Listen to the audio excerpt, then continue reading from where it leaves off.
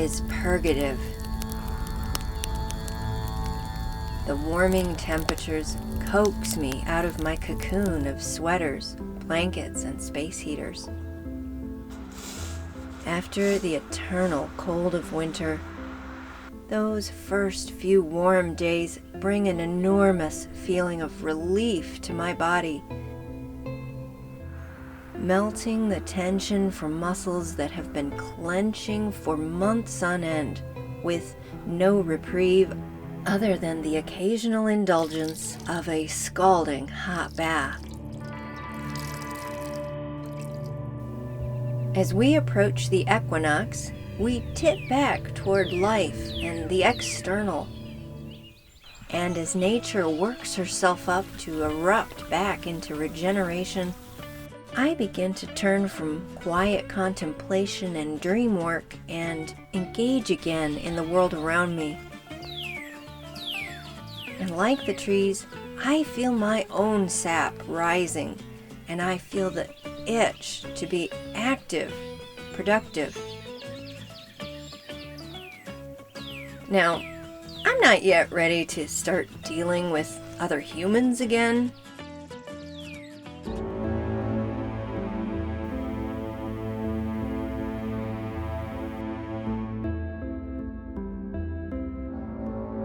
But suddenly there is yard work to do,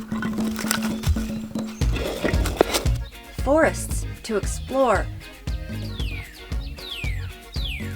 a house to redecorate, and deep clean, and plans to hatch.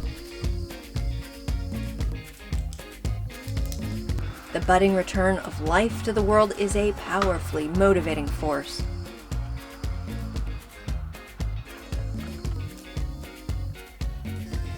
Traditionally, the vernal season gets attributed as the time of new babies, romantic love,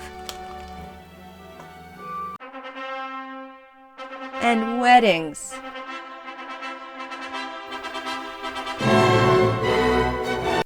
Ew.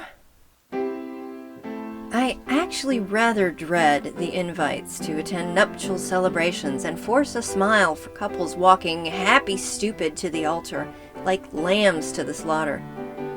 I mean, didn't we do away with human sacrifice?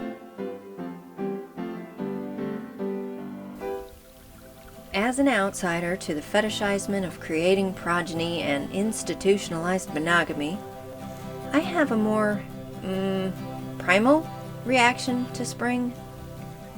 For me, it's less about fortifying or buttressing family and clan, and more about renewing my connection with nature. So as the cold recedes, I love getting outdoors and spotting all the signs of life returning. Tree buds swell. Early flowers and green things start peaking, then surging up through the soil. Overwintering birds sing new songs, and migrators return. There is so much magical energy in a waking forest, as all the trees and shrubs shake off their winter sleeps and let the sap rise. Everywhere the season calls back life and energy and pleasure. Soon the birds will be mating and the forest will burst with blossoms as plants of all kinds surrender to the vernal ecstasy and release their pollen at every gentle brush of the soft spring breeze. We're not quite there yet here in southern Ohio. It's still a bit chilly, with some frosty mornings. But there are signs everywhere. The alliums are starting. The grass is greening, and on every dead log and rock and free patch of earth, mosses are blooming. And with the return of a warmer world, I can finally press my toes into the soil again and soak up the microorganisms in the earth that help regulate the human emotional state. For me, this is the best way to ground myself, letting these microscopic little buggers do their alchemical things and help us feel complete and satisfied as we are, connected to all of everything, helping us remember what that feels like. So thanks be to nature and to all the gods, for we have weathered another winter. We may or may not have made it through intact, but the scent of thawing earth and the caress of warmer air against our skin and the cuss of birds arguing over mating territories reminds us that all is not ill. I take great comfort in the company of trees and water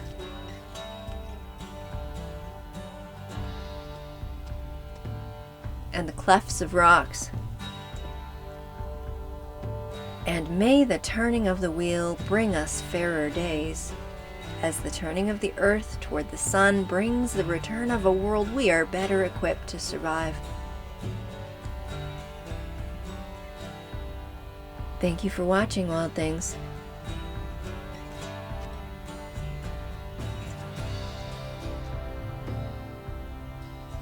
I'll see you soon in the next video, and until then, get yourself into nature and keep it wild.